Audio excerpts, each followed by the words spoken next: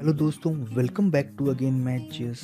जी हाँ दोस्तों, एक बार मैं फिर लेकर आया हूँ नया टॉपिक और सहयोग आंदोलन। यह topic exam point of view से काफी मोस्ट इम्पोर्टेंट टॉपिक है। इस टॉपिक से हमेशा हर टाइप के एग्जामिनेशन में क्वेश्चन पूछे जाते हैं। ये वीडियो थोड़ा बड़ा हो सकता है क्योंकि इस वीडियो में मैंने हर तरह के फैक्ट्स, मटेरियल और प्रीवियस ईयर्स में अब तक पूछे गए सारे क्वेश्चन को ऐड करने का कोशिश किया है। यह वीडियो अपने आप में एक कंप्लीट फुल वीडियो है। इस वीडियो को देखने के बाद इससे संबंधित एग्जाम में जो भी क्वेश्चन पूछा जाएगा वह आपसे नहीं छूटेगा। इसलिए इस वीडियो को लास्ट एंड तक जरूर देखिएगा। हम लोग हमेशा की तरह सबसे पहले थ्योरी पार्ट को कवर करेंगे, फिर लास्ट में प्रीवियस ईयर्स के पूछे गए सारे क्वेश्चन को भी सॉल्व करेंगे, चाहे वह क्वेश्चन एसएससी से पूछे गए हों, यूपीएससी से पूछे गए हों, चाहे वो अदर स्टेट के पीसी से पूछे गए हों, चाहे वो किसी अदर गवर्नमेंट एग्जाम से पूछे गए, सबको हम लोग सॉल्व करेंगे। दोस्तों, जो लोग नए अभी इस चैनल से जुड़े हैं तो इस चैनल को सब्सक्राइब कर लीजिए, बेल आइकन को हिट कीजिए, प्रेस कीजिए ताकि वीडियो अपलोड होने पर आपको समय पे नोटिफिकेशन मिल सके। तो चलिए दोस्तों, स्टार्ट करते हैं वो सहयोग आंदोलन। वो सहयोग आंदोलन की जो तिथि मानी जाती है वो 1920 से 1922 मानी जाती है। ये टॉपिक जो है वो यूपीएससी, बीपीएससी, स्टेट के पीसीएस, एसएससी, रेलवे एग्जाम और जितने भी सारे अदर गवर्नमेंट एग्जाम हैं सभी के लिए ये टॉपिक है। और ये टॉपिक काफ़ी मोस्ट इम्पॉर्टेंट टॉपिक है ये सारे एग्जामिनेशन के लिए। इस टॉपिक को आज हम लोग किस तरह से कवर करेंगे, इस चीज़ को हम लोग सबसे पहले यहाँ पे जान लेते हैं। पूरा एंटायर वीडियो में कैसे इस टॉपिक को हम लोग आज कवर करेंगे। सबसे पहले हम लोग जानेंगे कि आंदोलन के कारण क्या थे, आंदोलन स्टार्ट होने के पीछे कारण क्या थे, ये आंदोलन क्यों स्टार्ट हुआ था, इसको हम लोग जानेंगे। उसके बाद आंदोलन के उद्देश्य क्या थे, इसको हम लोग समझेंगे। उसके बाद आंदोलन की शुरुआत किस प्रकार से पूरे भारतवर्ष में हुई, इसको हम लोग जानेंगे। उसके बाद फिर आंदोलन का जो प्रसार पूरे भारतवर्ष में किस प्रकार हुआ, इसको समझेंगे। उसके बाद यह आंदोलन किस प्रकार से जन आंदोलन में परिवर्तित हुई, इस आंदोलन का भारतीयों ने किस प्रकार से प्रतिक्रिया व्यक्त किया। उसके बाद यह आंदोलन क्यों वापस लिया गया, इसके पीछे का कारण हम लोग समझेंगे। उसके बाद आंदोलन का हम लोग मूल्यांकन करेंगे। और उसके बाद इस टॉपिक से रिलेटेड जितने भी सारे प्रीवियस ईयर्स में क्वेश्चन पूछे गए हैं सारे के सारे क्वेश्चन हम लोग सॉल्व करेंगे, चाहे वो यूपीएससी एग्जाम में पूछे गए हों, बीपीएससी में पूछे गए हों, यूपीपीसीएस, एमपीपीसीएस, एसएससी, रेलवे और ऑल ओवर इंडिया में जितने भी सारे गवर्नमेंट एग्जाम में ये पूछे गए हैं सारे क्वेश्चन, इस टॉपिक से सबको हम लोग कवर करेंगे, जो कि लास्ट में कवर करेंगे। तो सबसे पहले हम लोग यहाँ पे जानने की कोशिश करते हैं कि आंदोलन के कारण क्या थे।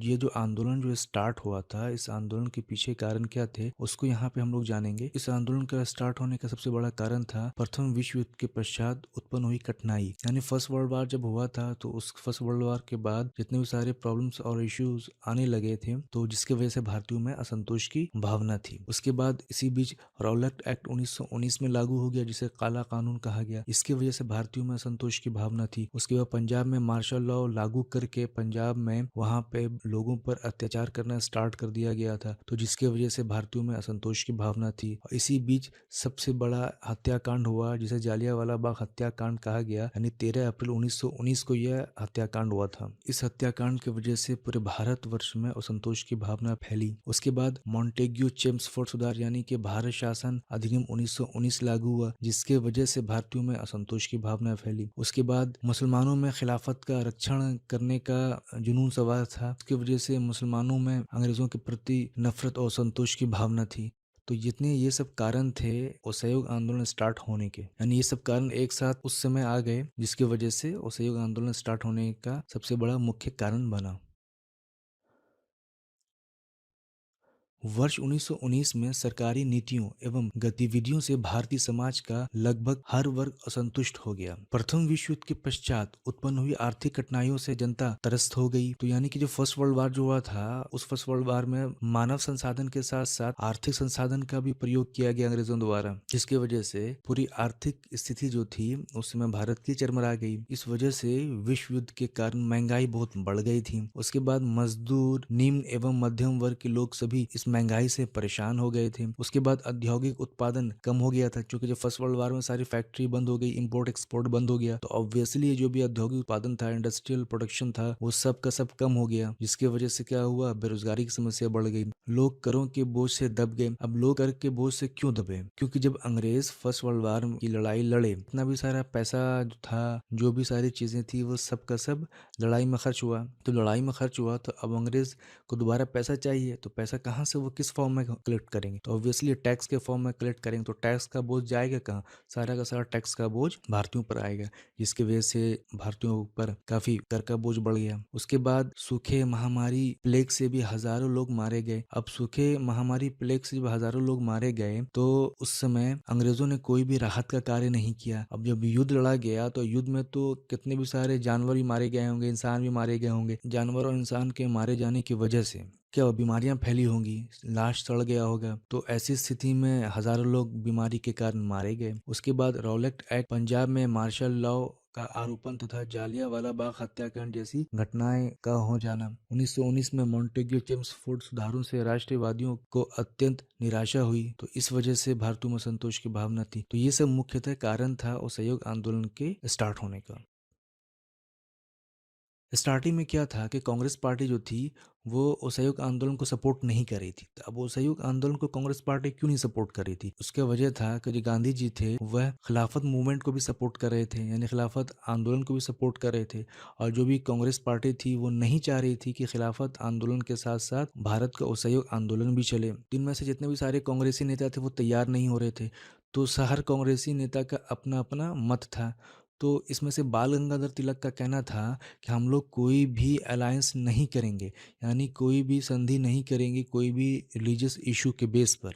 जो खिलाफत मूवमेंट जो था, वो एक तरह से धार्मिक आंदोलन माना जा रहा था। तो बाल गंगाधर तिलक का कहना था कि हम लोग राष्ट्रीय आंदोलन चलाने जा रहे हैं, तो इसमें हम लोग किसी रिलीजियस इश्यूज या धार्मिक मुद्दे को क्यों शामिल करें? खिलाफत आंदोलन चलना है तो वो अपना अलग सेपरेट चले, असहयोग आंदोलन चलाएंगे तो हम लोग अलग चलाएंगे। दोनों को एक साथ चलाने का क्या कारण होगा? इसलिए बाल गंगाधर तिलक तैयार नहीं थे। मोतीलाल नेहरू और सी आर दास, ये लोग भी असहयोग आंदोलन के पक्ष में नहीं थे। इन लोगों का कहना था कि हम लोग विधान परिषद का इलेक्शन लड़कर क्यों नहीं पार्लियामेंट में जाकर या परिषद में जाकर अंग्रेजों के विरुद्ध विरोध प्रकट करेंगे, अंग्रेजों के हर काम में अड़चन डालेंगे। तो सबसे अच्छा तरीका यही, असहयोग आंदोलन क्यों स्टार्ट करें? मोहम्मद अली जिन्ना भी असहयोग आंदोलन और साथ ही साथ खिलाफत आंदोलन दोनों को सपोर्ट नहीं कर रहे थे। उनका कहना था कि no need of mass agitation. वो कहना चाह रहे थे कि अभी भारत में मास लेवल पे कोई भी आंदोलन की ज़रूरत नहीं है, क्योंकि भारतीय अभी इस प्रकार के आंदोलन से परिचित नहीं है। मोहम्मद अली जिन्ना का कहना था कि भारत में अब कभी भी इतने बड़े लार्ज लेवल पे कोई भी आंदोलन नहीं चला है, तो जिससे अभी भारत के लोग इस प्रकार के आंदोलन से परिचित नहीं है। तो कहीं ऐसा ना हो कि ये आंदोलन अहिंसक से हिंसक ना बन जाए, इसलिए ये आंदोलन अभी जरूरत नहीं है। ये आंदोलन भी भारतीयों के पक्ष में सही नहीं होगा, इसलिए मोहम्मद अली जिन्ना आंदोलन को सहयोग नहीं करना चाह रहे। मोहम्मद अली जिन्ना ने गांधी जी को लेटर भी लिखा और इस लेटर में कहा भी कि खिलाफत आंदोलन को सपोर्ट कर मुस्लिम रेडिकलाइजेशन को बढ़ावा ना दें। अब ऐसा उन्होंने क्यों कहा? क्योंकि मोहम्मद अली जिन्ना 1913 से कोशिश कर रहे थे कि मुस्लिम लीग और कांग्रेस दोनों एक ही प्लेटफॉर्म पर आकर अंग्रेजों के विरुद्ध राष्ट्रीय आंदोलन में एक दूसरे के साथ समर्थन करें। लगातार ये 1913 से कोशिश कर रहे थे और तब जाकर 1916 में ये कामयाब हुए और लखनऊ पैक्ट हुआ। इस लखनऊ पैक्ट में मुस्लिम लीग और कांग्रेस दोनों एक साथ एक ही प्लेटफॉर्म पे फिर आए। तो इसलिए मोहम्मद अली जिन्ना नहीं चाह रहे थे कि कहीं मुस्लिम रेडिकलाइजेशन हो जाए, जिसकी वजह से कहीं फिर ये कांग्रेस और मुस्लिम लीग कहीं अलग अलग ना हो जाए।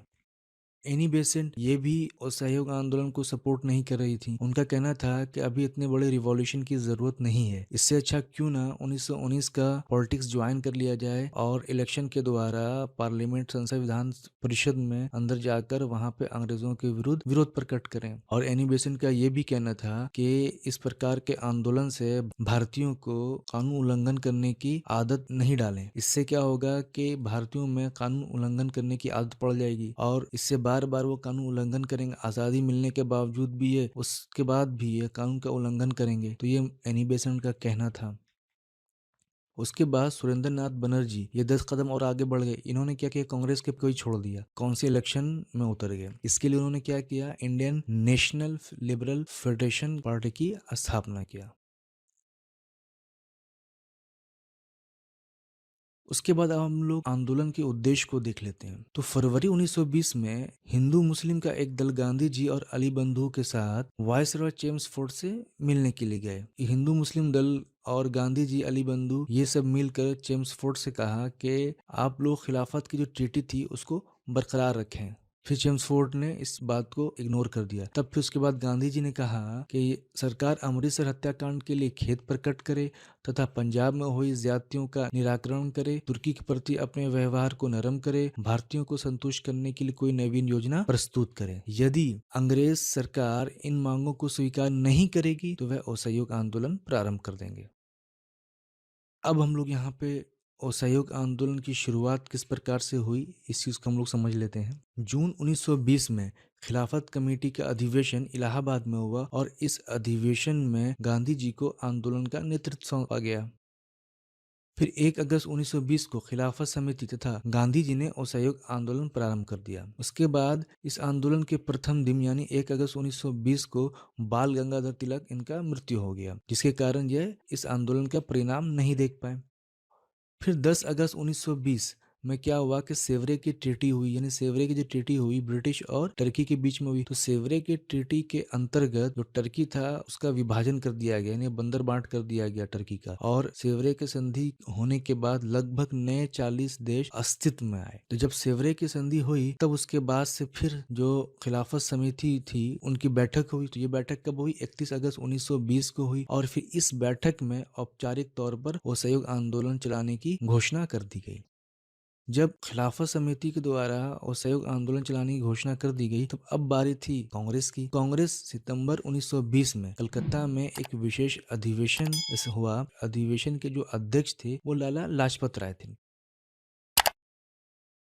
ये जो अधिवेशन कलकत्ता में हुआ तो इस अधिवेशन में असहयोग आंदोलन के प्रस्ताव को गांधी जी ने प्रस्तावित किया, लेकिन अध्यक्ष जो थे वो लाला लाजपत राय थे। फिर पंजाब एवं खिलाफत के मुद्दे को हल एवं स्वराज की स्थापना के लिए कांग्रेस ने असहयोग कार्यक्रम को चलाने की स्वीकृति प्रदान कर दी। गांधी जी जब भी कोई भी आंदोलन चलाते तो उसके लिए वो कार्यक्रम निर्धारित करते और उसकी एक सूची होती थी कि इस कार्यक्रम में हम लोग को क्या करना है। जबकि जब नेता जो होते थे, लीडर जो होते थे, वो नीति बनाते थे, उस नीति के अनुसार वो चलते थे। जबकि गांधी जी कार्यक्रम बनाते थे, उस कार्यक्रम के अनुसार ही फिर वह आंदोलन को आगे ले जाते। लेकिन इस प्रस्ताव का फिर सी आर दास ने विरोध किया। जब सी आर दास ने विरोध किया तब फिर दिसंबर 1920 में फिर दोबारा नागपुर में कांग्रेस का अधिवेशन हुआ और इस अधिवेशन में सी विजय राघवाचार्य ये अध्यक्ष रहे और इनकी अध्यक्षता में फिर असहयोग आंदोलन के कार्यक्रम को सी आर दास ने इस बार प्रस्तावित किया। तो इससे पहले गांधी जी ने प्रस्तावित किया सितंबर में और उसके बाद फिर दिसंबर में सी आर दास ने प्रस्तावित किया। इस अधिवेशन में स्वराज प्राप्ति को अपना लक्ष्य घोषित किया और रोजमर्रा कार्य को देखने के लिए 15 सदस्य कांग्रेस कार्यकारिणी समिति यानी कांग्रेस वर्किंग कमेटी गठित की गई।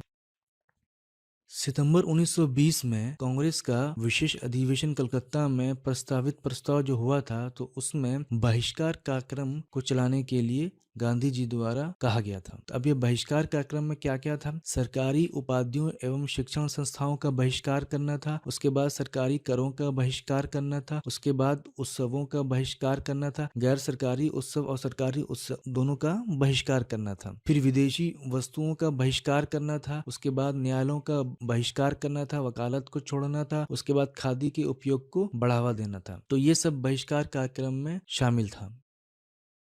सरकार को असहयोग करने का जो प्रस्ताव पारित हुआ था उसमें सरकारी शिक्षण संस्थाओं का बहिष्कार, न्यायालयों का बहिष्कार एवं पंचायतों के माध्यम से न्याय का कार्य, विधान परिषदों का बहिष्कार, विदेशी वस्तुओं का बहिष्कार तथा खादी एवं चरखा के उपयोग को बढ़ावा देना। इस प्रस्ताव में यह भी पारित था कि लगभग 1 करोड़ चरखा कांग्रेस बांटेगी, लेकिन लगभग 20 लाख चरखा ही बांट पाई थी। सरकारी उपाधियों तथा अवैतनिक पदों का परित्याग करना था, सरकारी सेवाओं का परित्याग करना था, सरकारी करों का भुगतान न करना, सरकारी तथा गैर सरकारी उत्सवों का बहिष्कार करना था। गांधी जी असहयोग आंदोलन चलाने के लिए तैयार हो गए तो गांधी जी ने सबसे पहले जालियांवाला बाग हत्याकांड के कारण जो कैसर हिंद की जो उपाधि उनके पास थी उन्होंने असहयोग आंदोलन के दौरान वापस कर दिया था। उसके बाद अब हम लोग यहाँ पे आंदोलन का प्रसार किस प्रकार से हुआ इसको देखेंगे, इसको समझेंगे। तो आंदोलन के प्रसार करने के लिए गांधी जी ने खिलाफत नेता अली बंधु के साथ पूरे देश का दौरा किया और भारत के लोगों को जागरूक किया इस आंदोलन के प्रति। उसके बाद शिक्षण संस्थाओं का बहिष्कार किया गया, विदेशी कपड़ों को सार्वजनिक रूप से होलिका के रूप जलाई गई। उसके बाद विदेशी शराब तथा ताड़ी की दुकानों पर धरने आयोजित किए गए। उसके बाद कांग्रेस की स्वयं सेवी सेनाएं जो समानांतर पुलिस की तरह कार्य करने लगी। अब ये समानांतर पुलिस की तरह क्यों कार्य करने लगी? क्योंकि अंग्रेज जो थे वो हमेशा बार बार हिंदू मुस्लिम के बीच दंगा करवाने की कोशिश करते रहते थे। तो इस आंदोलन को कमजोर करने के लिए अंग्रेज ये भी कोशिश कर रहे थे कि किसी तरह हिंदू मुस्लिम के बीच दंगा हो जाए या ये आंदोलन जो अहिंसक आंदोलन है किसी तरह हिंसक आंदोलन में बदल जाए। इसलिए कांग्रेस जो थी वो समानांतर पुलिस का काम कर रही थी और वो हमेशा देख रही थी कि कहीं किसी प्रकार की कोई हिंसा नहीं हो। फिर देश के कई प्रख्यात वकीलों ने अपनी वकालत छोड़ दी। तो डॉक्टर सैफुद्दीन किचलू इन्होंने पंजाब से वकालत छोड़ी। उसके बाद अरुणा आसिफ अली इन्होंने दिल्ली से वकालत छोड़ी। उसके बाद गुजरात से विट्ठल भाई पटेल तथा सरदार वल्लभ भाई पटेल इन्होंने वकालत छोड़ी। उसके बाद उत्तर प्रदेश से जवाहरलाल नेहरू और मोतीलाल नेहरू इन्होंने वकालत छोड़ी। उसके बाद से फिर बिहार से डॉक्टर राजेंद्र प्रसाद ने इन्होंने वकालत को छोड़ा। उसके बाद फिर वेस्ट बंगाल से देश बंधु चित्तरंजन दास इन्होंने भी वकालत को छोड़ दिया। उसके बाद मद्रास से श्री गोपालाचार्य और टी प्रकाशम इन्होंने भी वकालत को छोड़ दिया। तो ये सारे लोग जो थे इन्होंने सभी लोगों ने वकालत को त्याग दिया।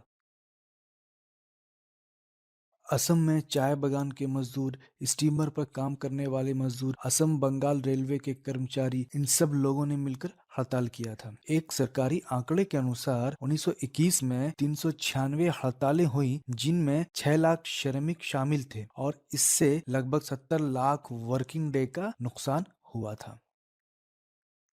उस संयुक्त आंदोलन के समांतर ही और भी कई आंदोलन हुए थे, जिसमें से अवध किसान आंदोलन उत्तर प्रदेश में हुआ था, एका आंदोलन उत्तर प्रदेश में हुआ था, अकाली आंदोलन पंजाब में हुआ था। अवध किसान आंदोलन के दौरान ही किसानों ने कर नहीं देने का फैसला किया था और किसानों ने कर नहीं चुकाया था। अवध किसान आंदोलन लगभग 1920 से स्टार्ट हुआ था। उसके बाद एका आंदोलन 1921 में चला, मोपला आंदोलन भी 1921 में चला। तो ये सब सारे के सारे आंदोलन जो थे वो सहयोग आंदोलन के समांतर ही चले थे और ये लगभग 1920 से लेके 1922 के बीच तक यह सब आंदोलन चले, जिसमें से अकाली आंदोलन जो था वो पंजाब में गुरुद्वारों पर भ्रष्ट महंतों का कब्जा समाप्त करने के लिए चलाया गया था और ये आंदोलन सिखों के द्वारा चलाया गया था और इस आंदोलन का नाम अकाली आंदोलन था और ये एक प्रकार का अहिंसक आंदोलन था। तो मैंने किसान आंदोलन से रिलेटेड एक वीडियो अपलोड कर दिया है जो कि काफ़ी मोस्ट इम्पॉर्टेंट है। इसमें काफ़ी इसके बारे में एक्सप्लेन करके मैंने बताया है, तो इस वीडियो को वहाँ पर देख सकते हैं।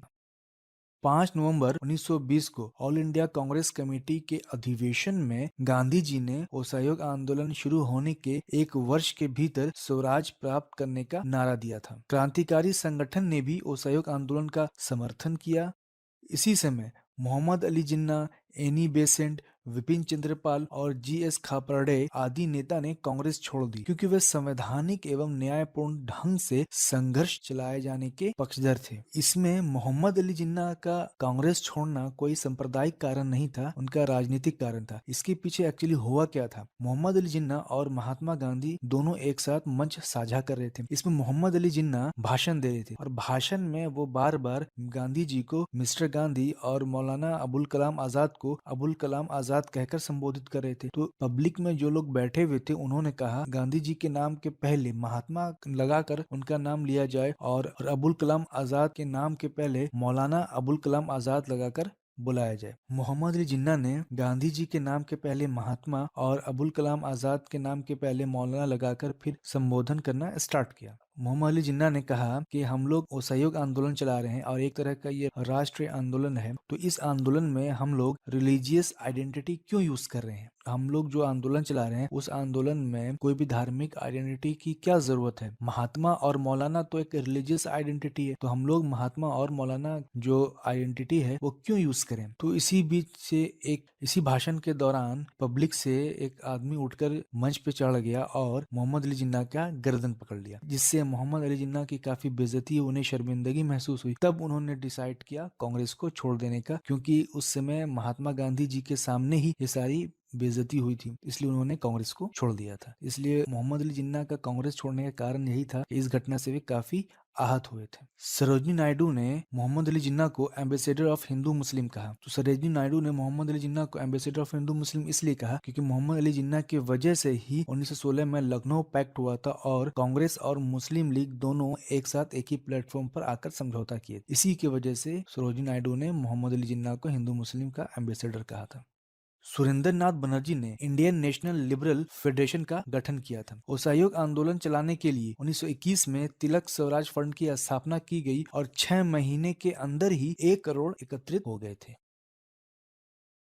जुलाई 1921 में कराची में अली बंधुओं ने घोषणा की और इस घोषणा में उन्होंने कहा कि मुसलमान का सेना में रहना धर्म के खिलाफ। इसलिए बहुत सारे जो मुस्लिम थे जो सेना में काम कर रहे थे, जो सेना में पुलिस के पद पे या फौजी के पद पे काम कर रहे थे, उन लोगों ने क्या रेजिग्नेशन देना स्टार्ट कर दिया। तो जब मुसलमानों ने सेना से रेजिग्नेशन देना स्टार्ट कर दिया तब अंग्रेजों ने इस कारण सितंबर 1921 को अली बंधुओं को गिरफ्तार कर लिया और जेल में बंद कर दिया। तब अली बंधु के सपोर्ट में अक्टूबर 1921 में गांधी जी ने कांग्रेस के 47 वरिष्ठ नेताओं के साथ अली बंधु के बयान की पुष्टि की तथा सभी भारतीय नागरिकों और सैनिकों से उपनिवेशी शासन से सभी प्रकार के संबंध तोड़ने का आह्वान किया।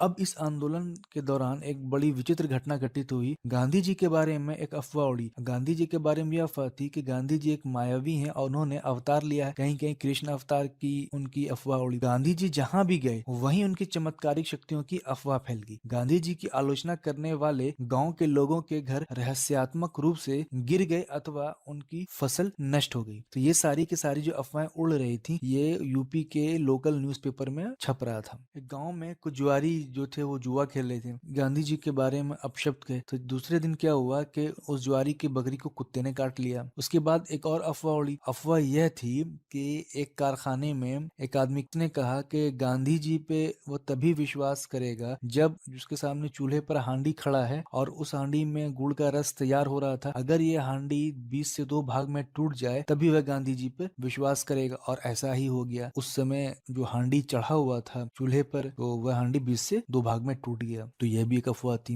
एक अफवाह और उड़ी हुई थी। वह अफवाह यह थी कि गांधी जी के चरखा के बारे में एक आदमी ने मजाक उड़ाया। जब गांधी जी के चरखा के बारे में एक आदमी ने मजाक उड़ाया तो उस आदमी के घर में आग लग गई। तो आग लगने के बाद की अफवाह काफी फैली। एक गांव में एक अफवाह और उड़ी कि कुछ शराबी जो शराब पीते थे उन लोगों ने डिसाइड किया। उन लोगों ने डिसाइड यह किया कि आज के बाद से अब हम लोग कोई भी शराब नहीं पिएंगे। लेकिन एक शराबी दूसरे दिन ही शराब की तलब में शराब की दुकान ढूंढने के लिए निकला। जब वह शराब की दुकान ढूंढ रहा था तो उसके ऊपर अचानक से पत्थरों की बारिश स्टार्ट हो गई। तब उसने गांधी जी का जब नाम लिया पत्थर की बारिश होना बंद हो गया। तो यह भी एक अफवाह थी। तो इस तरह से काफी अफवाहें गांधी जी के बारे में उड़ रही थी। बाद में गांधी जी ने इस अफवाहों का खंडन भी किया था। अब Gandhi ji as a celebrity काफी पॉपुलर और मशहूर हो गए थे।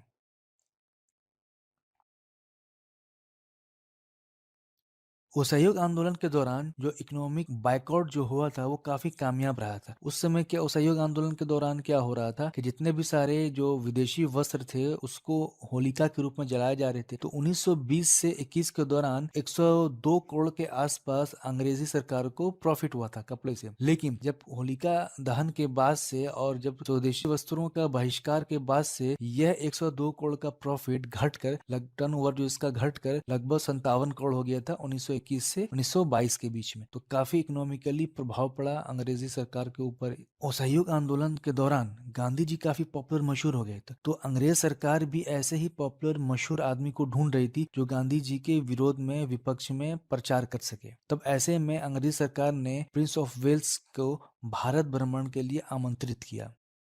जब प्रिंस ऑफ वेल्स का भारत में आने के बारे में गांधी जी को पता चला तब गांधी जी ने अली बंधुओं की रिहाई न किए जाने के कारण प्रिंस ऑफ वेल्स के भारत आगमन का बहिष्कार किया। तो जब प्रिंस ऑफ वेल्स भारत में जब मुंबई जब आए प्रिंस ऑफ वेल्स तब उस समय उनके स्वागत के लिए कोई नहीं गया। तब ऐसे में पारसी समुदाय के लोग जो ना ही अंग्रेजों के विरुद्ध थे और ना ही भारतीयों के विरुद्ध थे, वो एज ए न्यूट्रल थे। जब वो लोग प्रिंस ऑफ वेल्स के स्वागत के लिए स्टेशन पे गए, जब ये बात प्रदर्शनकारियों को पता चला तब जो प्रदर्शनकारी थे थे वो सारे के सारे पारसी समुदाय के साथ दंगा किए और इस दंगे में काफी महिलाओं का साथ बलात्कार भी किया गया और काफी पुरुष इसमें भी मारे गए, उनका कत्लेआम भी हुआ। तब गांधी जी को जब ये बात पता चला तब वो मुंबई आए और फिर प्रदर्शनकारियों को समझाया और कहा कि ये आंदोलन अहिंसक है, ये आंदोलन में कोई भी किसी प्रकार की भी हिंसा जायज नहीं है और बर्दाश्त नहीं किया जाएगा।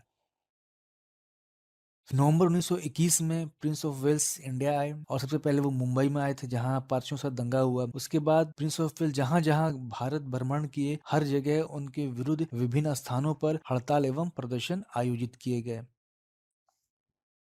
अब इस आंदोलन में जन प्रतिक्रिया किस प्रकार हुई ये हम लोग थोड़ा अब जान ले। तो इस आंदोलन में समाज के प्रत्येक वर्ग ने भाग लिया। मध्यम वर्ग के लोगों ने भी भाग लिया था, व्यवसायिक वर्ग के लोगों ने भी भाग लिया, किसान वर्ग के लोगों ने भाग लिया, महिलाएं, विद्यार्थी, हिंदू, मुस्लिम सब लोगों ने इस आंदोलन में बढ़ चढ़कर भाग लिया था। प्रारंभ में मध्यम वर्ग के लोगों ने आंदोलन को नेतृत्व प्रदान किया, लेकिन गांधी जी के कार्यक्रम को लेकर वे अधिक स्पष्ट नहीं थे, इसलिए मध्य वर्ग के लोग इस आंदोलन में बेहद सीमित रहे। फिर आर्थिक बहिष्कार को भारतीय व्यवसायिक वर्ग से समर्थन प्राप्त हुआ, क्योंकि उन्हें राष्ट्रवादियों द्वारा स्वदेशी के उपयोग पर बल से लाभ प्राप्त हुआ था। लेकिन बड़े उद्योगपतियों का वर्ग इस आंदोलन से दूर रहा, उन्हें अपने कारखानों में श्रमिक विद्रोह का भय था। उसके बाद अब किसानों की बारी थी, तो इस आंदोलन में किसानों की भूमिका काफी व्यापक थी। बिहार में निम्न एवं उच्च जाति के बीच का छूत अछूत का मामला असहयोग आंदोलन में लगभग लुप्त हो गया था। इस आंदोलन ने परेशान जनता एवं किसान को ब्रिटिश शासन और भूमिपतियों एवं व्यापारियों के खिलाफ अपनी भावना व्यक्त करने का अवसर प्रदान किया। इस आंदोलन में महिलाओं ने पर्दा प्रथा त्याग कर तिलक फंड में अपने आभूषण दान दिए। उन्होंने विदेशी कपड़े एवं शराब बेचने वाली दुकानों के आगे धरना दिया।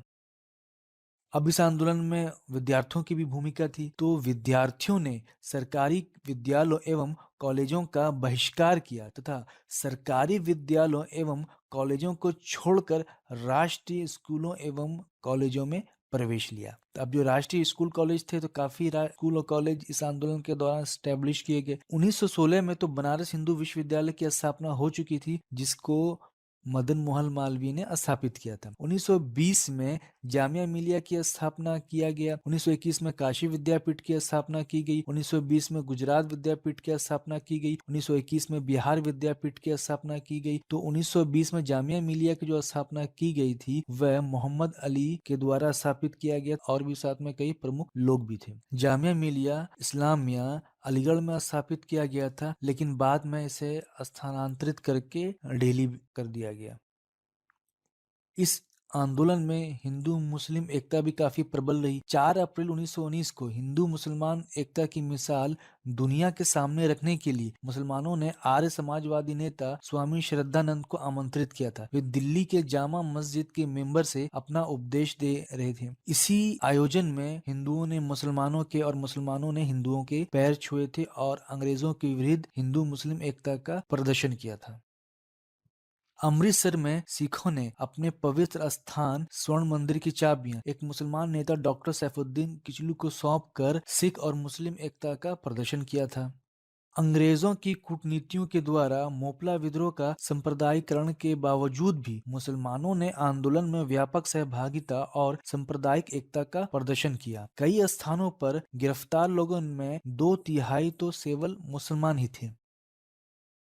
अब इस आंदोलन में सरकार की प्रतिक्रिया किस प्रकार रही? जब यह आंदोलन काफी व्यापक रूप से फैलने लगा तब लॉर्ड रीडिंग को चिंता हुई। लॉर्ड रीडिंग के जो कार्यकाल था 1916 से लेके 1921 तक था। तो लॉर्ड रीडिंग ने सोचा गांधी जी से तब गांधी जी से इसके संबंधित बात किया जाए। तब लॉर्ड रीडिंग ने गांधी जी से वार्तालाप किया और मई 1921 में गांधी जी तथा भारत के तत्कालीन वायसराय लॉर्ड रीडिंग के मध्य वार्ता आयोजित की गई। इस वार्ता में रीडिंग ने सरकार की ओर से गांधी जी से मांग की कि वे अली बंधुओं से अपने उस भाषण को वापस लेने का आग्रह करें जिसके कारण व्यापक पैमाने पर हिंसा हो रही थी। तब गांधी जी ने महसूस किया कि सरकार उनके एवं खिलाफत आंदोलन के बीच दरार पैदा करने की कोशिश कर रही, अतः उन्होंने सरकार की मांग को ठुकरा दिया। तब सरकार ने आंदोलनकारियों के विरुद्ध दमनात्मक कार्रवाई प्रारंभ कर दी जब गांधी जी ने सरकार के मांग को ठुकरा दिया था। तो अब ये किस प्रकार का दमनात्मक कार्रवाई स्टार्ट हो गया? तो संगठनों को अवैध घोषित कर दिया गया, सार्वजनिक सभाओं पर प्रतिबंध लगा दिया, प्रेस की स्वतंत्रता पर प्रतिबंध लगा दिया, गांधी जी समेत अनेक नेताओं को गिरफ्तार कर लिया गया। तब दिसंबर 1921 में अहमदाबाद का कांग्रेस अधिवेशन हुआ और इस अधिवेशन के अध्यक्ष सीआर दास थे, लेकिन सीआर दास के जेल में होने के कारण इस अधिवेशन की अध्यक्षता हकीम अजमल खान ने किया था। और इस अधिवेशन में कांग्रेस ने गांधी जी को सविनय अवज्ञा आंदोलन छेड़ने का पूर्ण अधिकार दे दिया। और इस अधिवेशन में सीआर दास का भाषण को सरोजिनी नायडू ने पढ़ा था। फिर 1 फरवरी 1922 को गांधी जी ने घोषणा की कि सरकार राजनीतिक बंदियों को रिहा करे, नागरिक स्वतंत्रता को बहाल करे, प्रेस से नियंत्रण हटाए, नहीं तो वह देशव्यापी स्तर पर सविनय अवज्ञा आंदोलन छेड़ने के लिए बाध्य हो जाएंगे। अब यहाँ पे एक चीज हम लोगों को समझ लेना चाहिए कि सविनय अवज्ञा आंदोलन के बारे में यहाँ पे अब गांधी जी ने स्टार्ट कर दिया, तो असहयोग आंदोलन और सविनय अवज्ञा आंदोलन में क्या डिफरेंस है, यहाँ पे हम लोग एक लाइन में समझ लेते हैं। असहयोग आंदोलन का मतलब ये हुआ कि हम लोगों को असहयोग करना है। असहयोग करना हो तो किस चीज में असहयोग करना? सरकार के या अंग्रेज के हर काम में असहयोग, कि अंग्रेजों के स्कूल में एडमिशन नहीं लेना, कॉलेज में एडमिशन नहीं लेना है, अंग्रेजों का हर सामान का बहिष्कार करना है, अंग्रेजों की नौकरी का बहिष्कार करना है, वकालत की बहिष्कार करना है, कोर्ट कचहरी का बहिष्कार करना है, यानी कि अंग्रेजों के हर काम में हम लोगों को असहयोग करना है। इसे ही असहयोग कहा गया और यही असहयोग आंदोलन था। लेकिन सविनय अवज्ञा आंदोलन में क्या होता है कि हम लोग सविनय कानून का उल्लंघन करते हैं। जैसे गांधी जी ने नमक सत्याग्रह किया तो सविनय अवज्ञा आंदोलन किया, उसमें उन्होंने गांधी जी ने क्या किया कि नमक बनाकर नमक कानून को तोड़ा, यानी कि उस समय नमक बनाने का अधिकार अंग्रेज के पास था, अंग्रेजों ने कानून बनाया था, लेकिन गांधी जी ने नमक स्वयं अपने हाथ से एक संकेतात्मक रूप से नमक बनाया और उन्होंने कानून का उल्लंघन किया। तो यही उल्लंघन, इसी टाइप का उल्लंघन, अहिंसक उल्लंघन को ही सविनय अवज्ञा आंदोलन कहा जाता है, अगर आंदोलन इसके परिप्रेक्ष्य में चलाया जाए तो यह डिफरेंस था असहयोग आंदोलन एवं सविनय अवज्ञा आंदोलन में। सविनय अवज्ञा आंदोलन सूरत के बारदोली तालुका से प्रारंभ होने वाला था, किंतु आंदोलन के प्रारंभ होने के पूर्व ही चौरी चौरा की घटना हो गई। तो जो आंदोलन स्टार्ट होने वाला था वो सूरत के बारदोली तालुका से होने वाला था, सविनय अवज्ञा आंदोलन, लेकिन इसमें क्या चौरी चौरा की घटना हो गई। तो अब चौरी चौरा की घटना क्या थी उसको हम लोग देख लेते हैं। यानी कि अब आंदोलन का वापस लेना क्यों हुआ वो हम लोग अब यहाँ पे देख रहे हैं। 4 या 5 फरवरी यहाँ पे 2 डेट दिया हुआ है, तो 4 या 5 फरवरी डेट देने का कारण यहाँ पे ये है कि कहीं कहीं किसी किताब में 4 फरवरी दिया हुआ, कहीं कहीं किताब में 5 फरवरी दिया हुआ, ओल्ड एनसीईआरटी में 5 फरवरी दिया हुआ, न्यू एनसीईआरटी में तो न 4 दिया हुआ न 5 दिया हुआ बल्कि सिर्फ फरवरी दिया हुआ। तो अलग अलग किताबों में अलग अलग डेट है। तो अब एग्जाम में ऑप्शन पे डिपेंड करता है 4 फरवरी हो या 5 फरवरी हो। तो यहाँ पे हम लोग 5 फरवरी मान के चल रहे हैं, क्योंकि ज्यादातर लोग जानते हैं 5 फरवरी के बारे में। 5 फरवरी 1922 को शराब की बिक्री एवं खाद्यान्न के मूल्य में हुई वृद्धि के विरोध में चौरी चौरा गांव में लोग प्रदर्शन कर रहे थे। पुलिस ने इस प्रदर्शन के दौरान लगभग 3000 प्रदर्शनकारियों को बहुत बुरी तरह से पीटा। जब प्रदर्शनकारियों को पीटा गया तो इसके परिणाम फलस्वरूप प्रदर्शनकारियों ने भी पुलिस पर हमला कर दिया। तब फिर इसके परिणाम स्वरूप पुलिस ने गोलियां चलाई। जब पुलिस ने गोलियां चलाई तो लोग और भी उत्तेजित हो गए। जब लोग और भी उत्तेजित हो गए तो पुलिस बल पर फिर आक्रमण कर दिया। जब पुलिस बल पर आक्रमण किया तब जितने सारे पुलिसकर्मी थे वो जान बचाने के लिए थाने में घुस गए। थाने में घुसकर जितने सारे पुलिसकर्मी थे वो अंदर से बंद कर दिया, अपने आप को लॉक कर दिया। तब बाहर से भीड़ ने थाने में आग लगा दी। थाने में आग लगाई तो जो सिपाही भागने के प्रयास में फिर बाहर आए जान बचाने के लिए, भीड़ ने मार डाला और पुनः फिर दोबारा आग में फेंक दिया। तो इस क्रम में लगभग 22 पुलिसकर्मी मारे गए, जो थानेदार समेत। तो ये चौरी चौरा की घटना थी। लेकिन इस चौरी चौरा घटना को और भी थोड़ा डेप्थ में जाएं, इसके पीछे बैक स्टोरी क्या है उसको भी थोड़ा हम लोग यहाँ पे जान लेते हैं और समझ लेते हैं एक्चुअली हुआ क्या था इस घटना में। ये है गोरखपुर, यूपी का क्षेत्र जो गोरखपुर है, इसी गोरखपुर के पास एक गांव है चौरी चौरा गांव। अब एक्चुअली हुआ क्या था, गांधी जी 1917 में चंपारण सत्याग्रह किए थे। तो ये क्या है, पश्चिम चंपारण है और ये बिहार का बॉर्डर है। ये तो ये हुआ यूपी का ये पूर्वी क्षेत्र हुआ और बिहार का ये पश्चिम क्षेत्र हुआ। यानी ये पूरा जो पूरा का पूरा बिहार और यूपी का जो क्षेत्र है, ये पूरा का पूरा गांधी जी से प्रभावित था चंपारण सत्याग्रह के कारण। तो गोरखपुर में एक्चुअली हुआ क्या कि वहां पे एक भगवान अहिर नाम के व्यक्ति थे, एक आदमी थे, जो कि गांधी जी से काफी प्रभावित थे। तो उन्होंने शराबबंदी के विरुद्ध और खाद्यान्न के मूल्य में वृद्धि के विरुद्ध लोगों के साथ प्रदर्शन कर रहे थे। तो जो शराब की दुकान जो थी या खाद्यान्न में जो मूल्य में वृद्धि हुई थी, वो सब जमींदार लोगों का था। इस तरह से ये जमींदारों के विरुद्ध ही प्रदर्शन हो रहा था। तब जमींदार ने चोरा चोरी गांव के थानेदार को पैसा खिलाया और कहा कि ये प्रदर्शन को हटाओ। तब जमींदार ने जिस थानेदार को पैसा खिलाया था, उसका नाम गुप्तेश्वर पांडे था। तो गुप्तेश्वर पांडे ने भगवान अहिर को उठाकर जेल में बंद कर दिया और रात भर शराब के नशे में खूब पीटा और फिर सुबह में वार्निंग देकर, चेतावनी देकर छोड़ दिया कि प्रदर्शन को अब समाप्त करो। लेकिन भगवान अहिर माने नहीं। तब फिर भगवान अहिर ने 5 फरवरी को फिर लोगों को जमा करके फिर प्रदर्शन करना स्टार्ट कर दिया। अब उस दिन क्या था कि जहाँ पे वो प्रदर्शन कर रहे थे चौरी चौरा में, वहां पे मेला भी लगा हुआ था और उस मेले में जमींदार के लठैत भी मौजूद थे और पुलिसकर्मी भी मौजूद थे। तो जब ये लोग प्रदर्शन कर रहे थे तो जमींदार के लठैत ने आक्रमण कर दिया, यानी हमला कर दिया प्रदर्शनकारियों में। तो प्रदर्शनकारियों लठैत के बीच में झड़प स्टार्ट हो गया। तो इसी बीच में फिर पुलिस आई। जब पुलिस आई तो झड़प और भी तेज हो गया और प्रदर्शनकारी और आक्रामक हो गए। जब प्रदर्शनकारी और भी ज्यादा आक्रामक हो गए, तब पुलिसकर्मी जान बचाकर भागकर थाने में घुस गए और अंदर से अपने आप को बंद कर दिया। अब इस बीच क्या हुआ कि जो मेला जो था चल रहा था, तो उस मेले में किरासन मिल रहा था। किरासन को लेकर उस थाने को घेर कर पूरा किरासन छिड़क कर आग लगा दिया गया। तो जब किरासन छिड़क कर अब थाने में आग लगाया गया, तो थाने के अंदर जो लोग बंद अपने आप को कर लिया था, तो वहां से वो लोग अपना जान बचाकर बाहर की तरफ भागे। जब ये लोग थाने से जितने भी सारे पुलिसकर्मी जान बचाकर बाहर की तरफ भागे, तो फिर भीड़ ने फिर उन लोगों को पकड़कर मार डाला, मार कर फिर दोबारा आग में डाल दिया। तो ये घटना घटित हुई थी। अब इस घटना में कुछ विद्वानों का मत है। विद्वानों का मत यह है कि जो पुलिसकर्मी भागकर थाने में अपने आप को अंदर बंद कर दिए थे, तो उस समय कुछ वरिष्ठ लोगों ने आकर प्रदर्शनकारियों को समझाया। जब प्रदर्शनकारियों को समझाया तो प्रदर्शनकारी वहां से लौट गए। लेकिन इस बीच में क्या था, जो जमींदार के जो लठैत थे, गुंडे थे, उन्होंने किरासन छिड़क कर थाने में आग लगा दिया और जो पुलिसकर्मी बाहर आए थे उन्हें काट काट कर फिर दोबारा आग में फेंक दिया।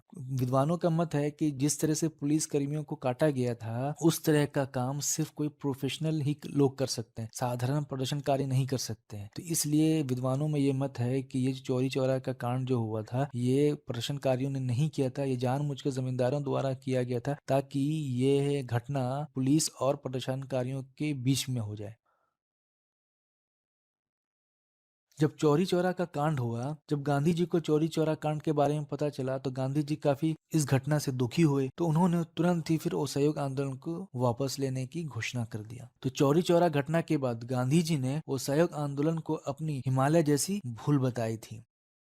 फिर उसके बाद 12 फरवरी 1922 को कांग्रेस की बारदोली में बैठक हुई और इस बैठक में निर्णय लिया गया कि आंदोलन को स्थगित कर दिया जाए। यानी कि 5 फरवरी को चौरी चौरा की घटना हुई, गांधी जी ने तुरंत आंदोलन को स्थगित कर दिया। उसके बाद 12 फरवरी को बारदोली में कांग्रेस की बैठक हुई और फिर कांग्रेस ने आंदोलन को स्थगित कर दिया। 16 फरवरी 1922 को यंग इंडिया में गांधी जी ने लिखा कि मैं हर प्रकार का दमन, हर प्रताड़ना, हर उत्पीड़न सहन कर सकता हूँ, यहाँ तक कि अपनी मृत्यु का वर्ण भी कर सकता हूँ, लेकिन आंदोलन हिंसक हो जाए यह बर्दाश्त नहीं कर सकता। तो गांधी जी ने यह लेख यंग इंडिया में लिखा था 16 फरवरी 1922 को, और यंग इंडिया स्वयं गांधी जी ही चला रहे थे। 24 फरवरी 1922 को अखिल भारतीय कांग्रेस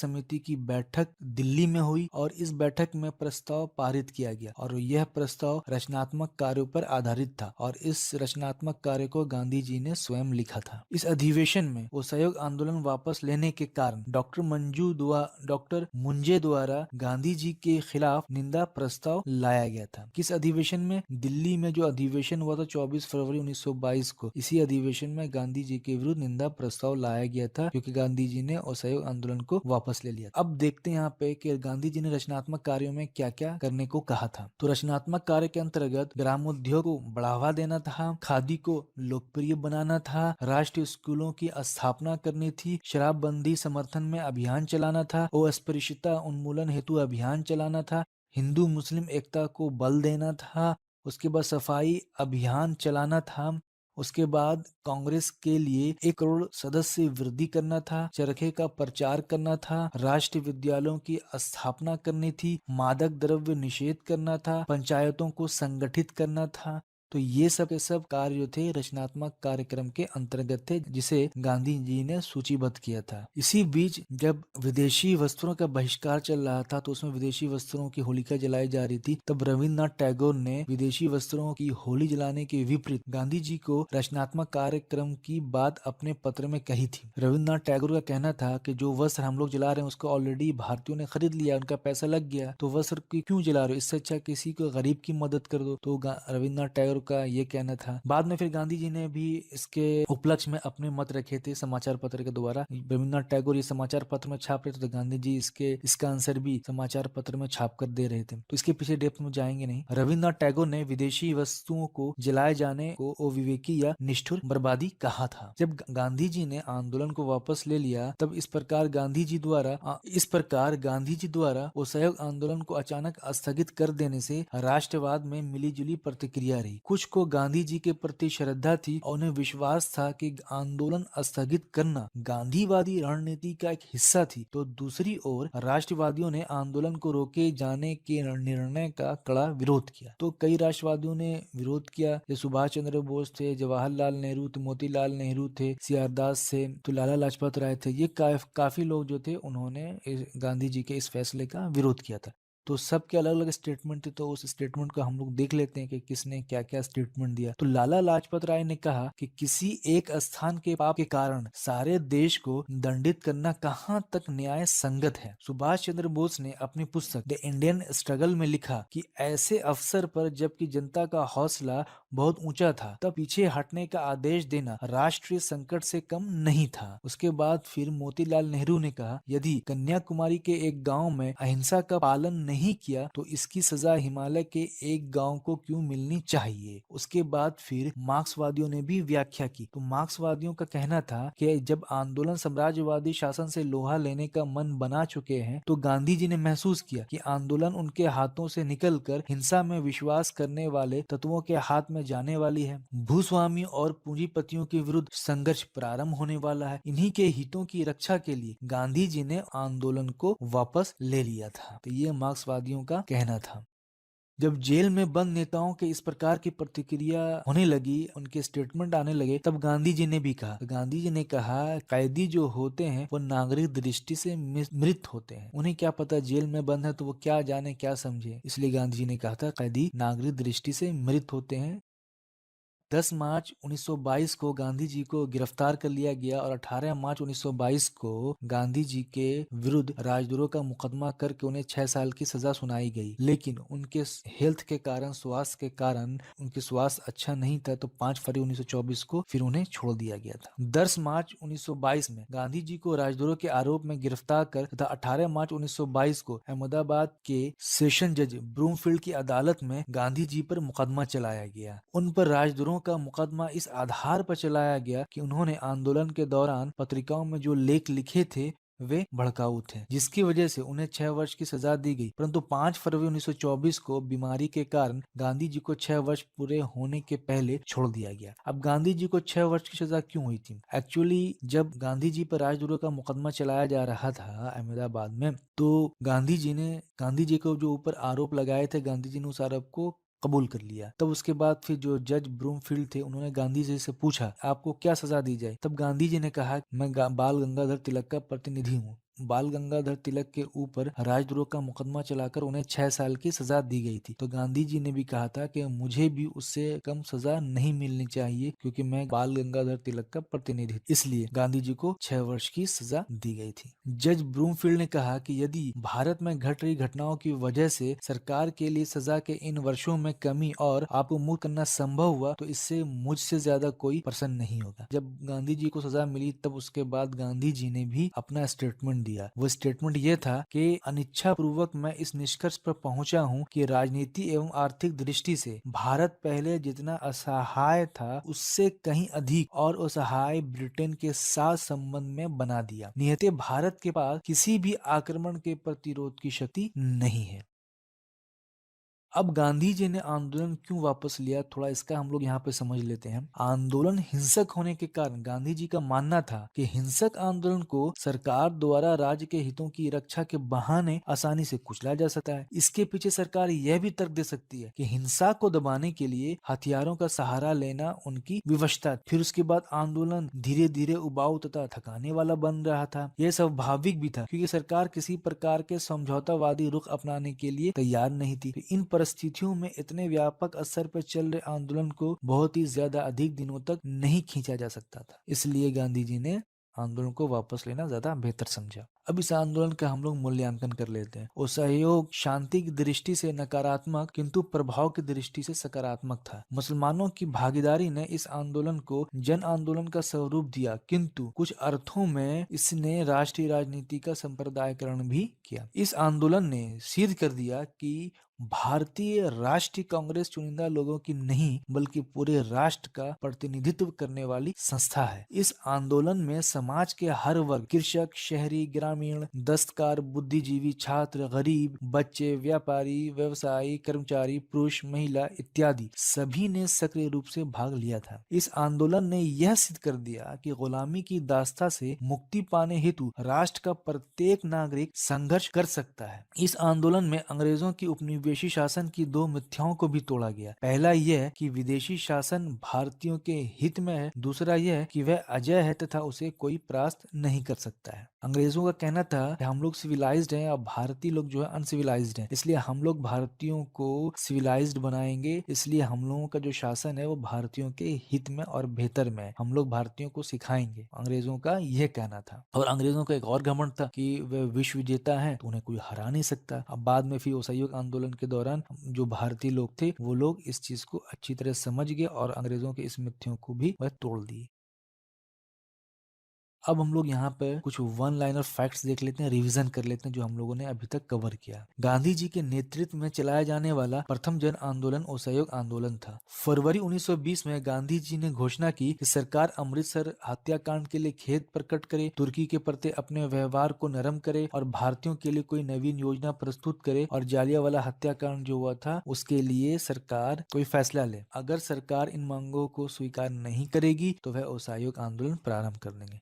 जून 1920 में खिलाफत कमेटी का इलाहाबाद अधिवेशन में गांधी जी को खिलाफत आंदोलन का नेतृत्व सौंपा गया। फिर 1 अगस्त 1920 को असहयोग आंदोलन के प्रथम दिन बाल गंगाधर तिलक की मृत्यु हो गई। 31 अगस्त 1920 को खिलाफत कमेटी ने असहयोग आंदोलन की शुरुआत की। सितंबर 1920 को कलकत्ता के कांग्रेस अधिवेशन में महात्मा गांधी द्वारा असहयोग आंदोलन के प्रस्ताव को प्रस्तावित किया गया और इस अधिवेशन के अध्यक्ष लाला लाजपत राय थे। लेकिन इस असहयोग आंदोलन का विरोध सीआरदास ने किया। जब सीआरदास ने विरोध किया तब दिसंबर 1920 में दोबारा फिर नागपुर में कांग्रेस का अधिवेशन हुआ और इस अधिवेशन में असहयोग आंदोलन के कार्यक्रम को सीआरदास ने प्रस्तावित और इसके अध्यक्ष जो इस बार थे सी विजय राघवाचार्य थे। जुलाई 1921 में अली बंधुओं ने घोषणा की कि मुसलमानों का सेना में रहना धर्म के खिलाफ है, इस कारण अली बंधुओं को गिरफ्तार करके जेल भेज दिया गया। नवंबर 1921 में प्रिंस ऑफ वेल्स का भारत में आगमन हुआ था। दिसंबर 1921 में कांग्रेस का अधिवेशन अहमदाबाद में आयोजित किया गया। इस अधिवेशन के कार्यकारी अध्यक्ष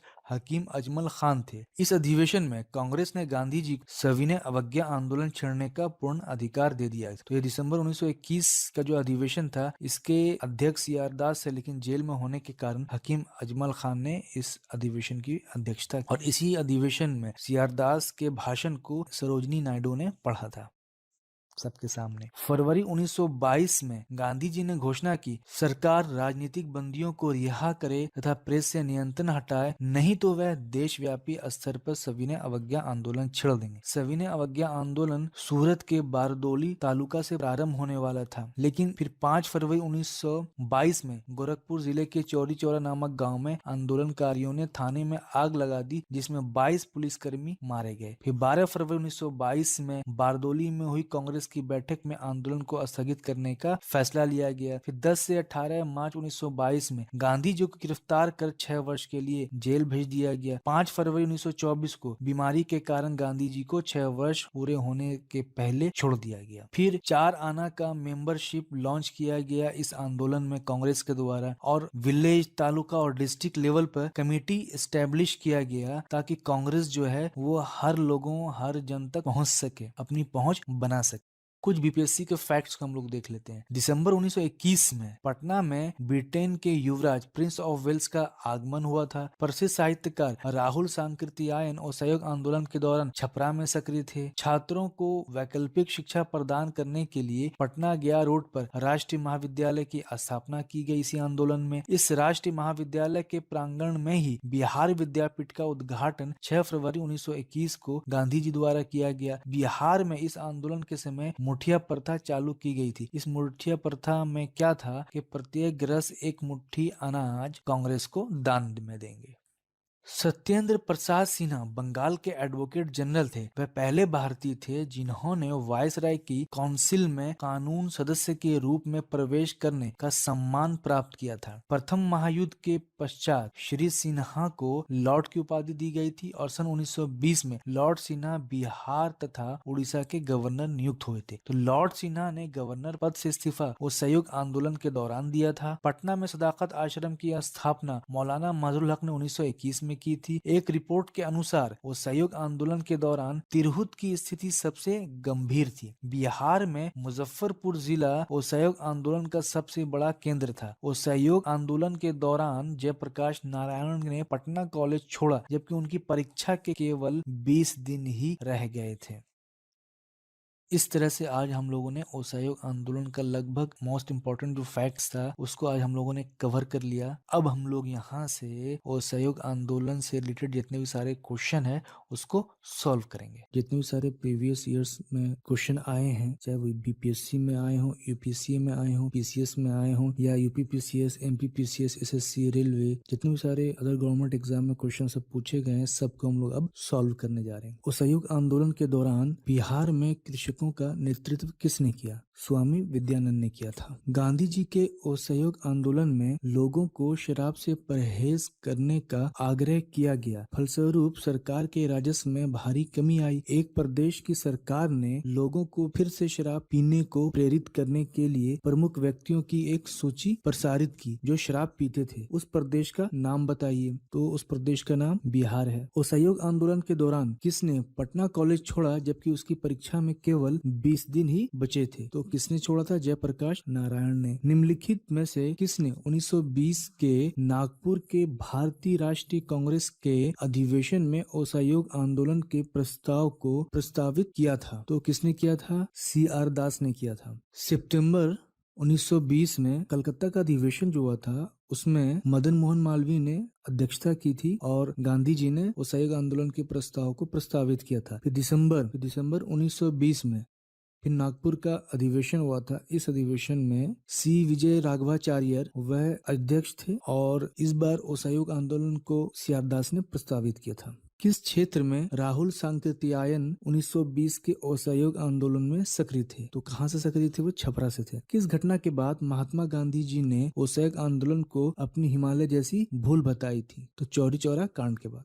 गांधी जी ने असहयोग आंदोलन कब प्रारंभ किया? तो 1920 में किया था। भारतीय राष्ट्रीय कांग्रेस ने असहयोग आंदोलन किस वर्ष प्रारंभ किया था? तो 1920 में किया था। 1923 से 38 के काल में भारतीय राजनीति में क्रांतिकारी कार्य विधियों की पुनरावृत्ति का कारण था हरदयाल और लाजपत राय जैसे नेताओं का बढ़ता हुआ प्रभाव? बिल्कुल नहीं। गांधी जी द्वारा असहयोग आंदोलन का स्थगन? बिल्कुल सही। किस घटना के कारण गांधी जी ने असहयोग आंदोलन वापस लिया था? तो काकोरी कांड नहीं, चौरी चौरा कांड। भारतीय राष्ट्रीय कांग्रेस ने पहला असहयोग आंदोलन किस वर्ष में शुरू किया था? तो 1920 में। महात्मा गांधी जी द्वारा चलाया गया प्रथम जन आंदोलन था तो असहयोग आंदोलन था। नील आंदोलन या नील चंपारण सत्याग्रह जो था वो सिर्फ पश्चिम चंपारण में चला था, पूरे भारतवर्ष में नहीं चला था और ना ही वह जन आंदोलन था। खिलाफत के प्रश्न पर असहयोग आंदोलन कब शुरू हुआ? 1920 में। निम्न में से कौन सा एक असहयोग आंदोलन का प्रारंभ करने का कारण नहीं था? खिलाफत का प्रश्न था नमक कानून नहीं था, तो इसका आंसर क्या हो जाएगा? बी हो जाएगा। असहयोग आंदोलन के स्थगन संबंधी घटनाओं का सही क्रम इंगित करें। तो सबसे पहले चौरी चौरा में पुलिस का गोलीकांड हुआ, उसके बाद उग्र भीड़ द्वारा पुलिस थाना को जलाया गया, उसके बाद गांधी जी द्वारा आंदोलन का स्थगन किया गया, उसके बाद गांधी जी की गिरफ्तारी हुई। तो इसका आंसर क्या हुआ? 1, 2, 3, 4। 1919 के सुधारों की भारतीयों की आकांक्षाओं को पूर्ण करने में असफलता के साथ भारतीय राष्ट्रीय कांग्रेस ने स्वराज अथवा स्वशासन हेतु आंदोलन किया। तो नेतृत्व में किसके नेतृत्व में किया? महात्मा गांधी जी के नेतृत्व में किया। एक वर्ष में स्वराज का नारा गांधी जी ने कब दिया था? सविनय अवज्ञा आंदोलन में नहीं, गृह शासन आंदोलन में नहीं, खिलाफत आंदोलन में नहीं, बल्कि असहयोग आंदोलन में। निम्नलिखित में से कौन सा असहयोग आंदोलन के संबंध में सही नहीं है? इस आंदोलन की अवधि वर्ष 1920 से 22 तक थी, ये तो सही है। एक वर्ष के भीतर स्वराज की प्राप्ति इसका लक्ष्य था, ये भी सही है। इसमें बहिष्कार की योजना थी, ये भी सही है। एम ए जिन्ना ने इस आंदोलन का समर्थन किया था, ये गलत। इसका आंसर क्या हो जाएगा? डी। नीचे कथनों पर ध्यान दीजिए। असहयोग आंदोलन से कांग्रेस सर्वप्रथम जन आंदोलन बनी, बिल्कुल सही। हिंदू मुस्लिम एकता में वृद्धि हुई, ये भी बिल्कुल सही। जनता के मन से ब्रिटिश शक्ति का भय हट गया, ये भी सही। ब्रिटेन की सरकार भारतीयों को राजनीतिक रियायतें देने को राजी हो गई, ये गलत है। तो आंसर क्या हो गया? 1, 2, 3 इसका। तो 1, 2 और 3 सही है, इसका आंसर बी हो गया। ब्रिटिश सरकार ने महात्मा गांधी जी को जो उपाधि दी थी और जिसे उन्होंने असहयोग आंदोलन में वापस कर दिया था, वह थी कौन सी उपाधि थी? केसरी हिंद की उपाधि थी। निम्न में से किसने असहयोग आंदोलन के दौरान अपनी वकालत छोड़ दी थी? तो किसने छोड़ी थी? महात्मा गांधी ने नहीं, मदन मोहन मालवीय ने नहीं, तेज बहादुर सप्रू ने नहीं, चित्तरंजन दास ने कलकत्ता से। निम्नलिखित में से किसने असहयोग आंदोलन को समर्थन दिया परंतु इसके परिणाम को नहीं देख सके? तो बाल गंगाधर तिलक। 1 अगस्त 1920 को असहयोग आंदोलन स्टार्ट हुआ था और इसी दिन इनका देहांत हो गया था। निम्नलिखित में से कौन चौरी चौरा कांड की वास्तविक तिथि है? 5 फरवरी 1922 को। चौरी चौरा किस जनपद में स्थित है? तो गोरखपुर जनपद में। कहाँ पड़ता है? यूपी में। किस घटना के कारण गांधी जी ने असहयोग आंदोलन वापस लिया था? तो चौरी चौरा कांड के कारण। महात्मा गांधी जी ने असहयोग आंदोलन स्थगित कर दिया क्योंकि आम जनता का समर्थन संतोषजनक नहीं था, ये गलत है। मुसलमानों ने आंदोलन से अपने आप को अलग रखा, ये भी गलत है। ब्रिटिश सरकार ने कांग्रेस पार्टी की मांगों को सहृदय विचार करने का आश्वासन दिया, ये भी गलत है। चौरी चौरा में हिंसा भड़क उठी, ये सही है। महात्मा गांधी ने 1922 में असहयोग आंदोलन क्यों वापस ले लिया था? तो चौरी चौरा में हुई हिंसा के कारण। चौरी चौरा की घटना के समय महात्मा गांधी कहाँ थे? तो बारदोली में थे। कहाँ है बारदोली? गुजरात में है। असहयोग आंदोलन 1920 में प्रारंभ हुआ था, तो बताइए यह कब समाप्त हुआ था? 1922 में समाप्त हुआ था। दिल्ली में 24 फरवरी 1922 को आयोजित अखिल भारतीय कांग्रेस समिति की बैठक में असहयोग आंदोलन वापस लेने के लिए गांधी जी के विरुद्ध निंदा प्रस्ताव किसने प्रस्तुत किया था? तो डॉक्टर मुंजे ने। निम्नलिखित घटनाओं का सही क्रम नीचे दिए गए कोट से बतलाएं। तो चौरी चौरा कांड बिल्कुल ठीक है। उसके बाद असहयोग आंदोलन का स्थगन किया गया, ये भी सही है। उसके बाद तब बारदोली प्रस्ताव लाया गया, कब? 12 फरवरी 1922 को। तो 1, 2, 3 इसका सीरीज में सही है। असहयोग आंदोलन के दौरान विदेशी वस्त्रों के लिए जलाए जाने पर किसने महात्मा गांधी को लिखा कि यह निष्ठुर बर्बादी है? यहाँ पे बर्बादी हो गया, तो यहाँ पे क्या होगा? बर्बादी। रविंद्रनाथ टैगोर ने। निम्नलिखित में से किसने असहयोग आंदोलन के दौरान विदेशी वस्त्रों के जलाए जाने का विरोध किया था? तो रविंद्रनाथ टैगोर ने। निम्नलिखित संस्थाओं में से कौन असहयोग आंदोलन 1920 से 22 के दौरान स्थापित की गई? काशी विद्यापीठ किया गया था, बिल्कुल सही। गुजरात विद्यापीठ भी किया था, ये भी सही। जामिया मिलिया भी किया गया था, ये भी सही। काशी हिंदू विश्वविद्यालय नहीं किया गया था, ये 1916 में मदन मोहन मालवीय द्वारा स्थापित किया गया। तो इस तरह से इसका आंसर 1, 2, 3 यानी कि केवल 1, 2 तथा 3 इसका आंसर हो गया बी। 1921 से 22 के असहयोग आंदोलन का मुख्य प्रतिफल था तो हिंदू मुस्लिम एकता था, हाँ। सूबों की अधिक शक्तियां, गलत। केंद्रीय विधायक सदन में चुने हुए सदस्यों की संख्या में वृद्धि, ये भी गलत। भारतीय राष्ट्रीय कांग्रेस में विभाजन, ये भी गलत। तो इसका आंसर क्या हो गया? ए। निम्नलिखित में किसका सुमेल नहीं है? 1885 भारतीय राष्ट्रीय कांग्रेस की स्थापना, बिल्कुल सही। 1905 में बंगाल विभाजन हुआ, ये भी सही। 1909 में मार्ले मिंटो सुधार हुआ, ये भी सही। 1930 में असहयोग आंदोलन, गलत। इसका आंसर क्या हो गया? डी। निम्नलिखित में से कौन सही सुमेलित है? 1940 में भारतीय राष्ट्रीय कांग्रेस का लाहौर अधिवेशन, ये गलत है। 1931 में राजगुरु को फांसी 23 मार्च 1931 में हुआ था, ये सही है। 1921 में असहयोग आंदोलन प्रारंभ, गलत। 1920 से स्टार्ट हुआ था। 1920 में रॉलेट एक्ट, ये भी गलत। 1919 में हुआ था। इसका आंसर क्या हो गया? बी। निम्नलिखित वक्तव्यों पर विचार कीजिए। महात्मा गांधी द्वारा 1922 में असहयोग आंदोलन स्थगित कर दिया गया, बिल्कुल सही है। इस स्थगन का सीआर दास ने एवं मोतीलाल नेहरू ने विरोध किया, बिल्कुल सही, ये भी सही है। लेकिन इसका कारण गलत है, ये जो आर जो कारण है ये गलत है। तो ए और आर दोनों सही है, लेकिन आर ए की सही व्याख्या नहीं करता है। तो इसका आंसर क्या हो गया? बी।